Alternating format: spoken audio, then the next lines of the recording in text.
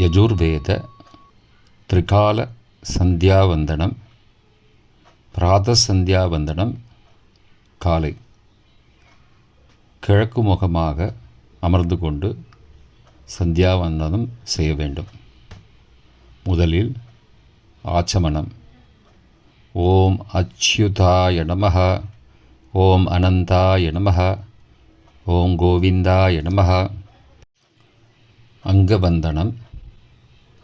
கேசவா கட்டை விரல் வலது கன்னம், நாராயண கட்டை விரல் இடது கன்னம், மாதவா பவித்ர விரல் வலது கண்,